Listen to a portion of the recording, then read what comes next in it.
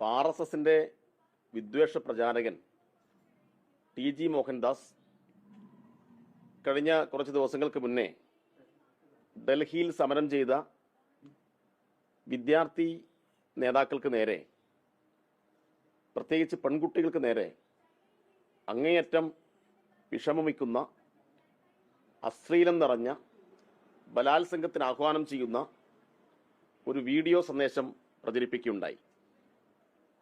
അതിശക്തമായിട്ടുള്ള പ്രതിഷേധമാണ് നാനാഭാഗത്തു നിന്നും മതനിരപേക്ഷകളടക്കമുള്ള സമൂഹം ഉയർത്തിക്കൊണ്ടുവന്നത്. പക്ഷെ അതൊന്നും കേരളത്തിലെ UDFന്റെ ഗവൺമെന്റ് കണ്ട ഭാവം നടിച്ചില്ല. അയാളെ ആ ഘട്ടത്തിൽ തന്നെ അറസ്റ്റ് ചെയ്ത് ജാമ്യമില്ലാത്ത വകുപ്പ് ചുമത്തി ജയിലിലടക്കുന്നതിന് പകരം 11 ദിവസം അയാൾക്ക് സുഖമായി വിഹരിക്കാനുള്ള സ്വാതന്ത്ര്യം കൊടുത്തു.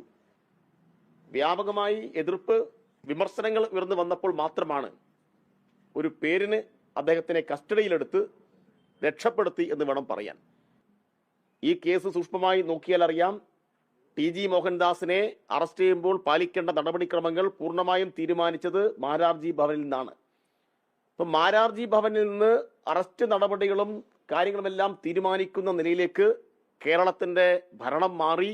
ആഭ്യന്തര വകുപ്പിൽ RSSന് യഥേഷ്ടം ഇടപെടാൻ വേണ്ടി കഴിയുന്നു എന്നതിന്റെ ഏറ്റവും പ്രത്യക്ഷത്തിലുള്ള ഉദാഹരണമായി TG മോഹൻദാസിന്റെ അറസ്റ്റും ജാമ്യമെല്ലാം മാറിയിരിക്കുകയാണ്.